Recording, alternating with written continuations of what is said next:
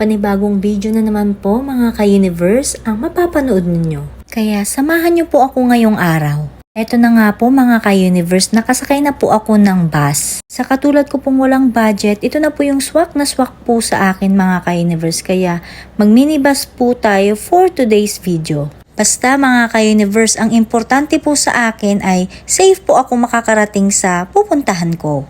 May nilalakad lang kasi ako mga ka-universe kaya nag-commute na po ako. At sa paghintay ng oras mga ka-universe ay may batang nagbigay po ng sobre. Sa ganitong public trans po mga ka-universe ay may ganito talaga. At para po sa mga bagong nanonood at hindi pa po naka-experience ng ganito, bibigay po sila ng sobre pangdagdag pong tulong po sa kanilang pamumuhay or sa kanilang pangangailangan. Syempre tayo mga ka-universe, pag may extra, why not to share your blessings, di ba? Minsan lang naman po ako mag-commute mga ka-universe, so why not to help? Sa ganitong hirap ng buhay mga ka-universe, we need each other. Uy, na kahit konting bagay ay nakakatulong sa kanila. Sana nga mabawasan na yung hirap ng buhay mga ka-universe. Yung bang lahat tayo sagana. Pero sino ba naman tayo? At yun, nagiging emotional na tayo mga ka-universe. Kaya balik na tayo sa biyahe ko.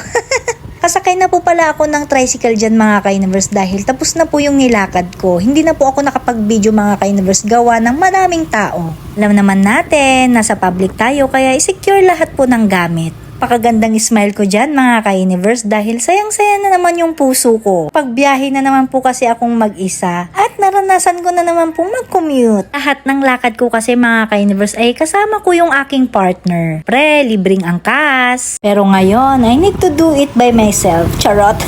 Guess what? May nag-chat. Nandito daw siya sa Robinsons ngayon. Sakto, may manlilibre ng lunch. Hanggang sa muli mga ka-universe.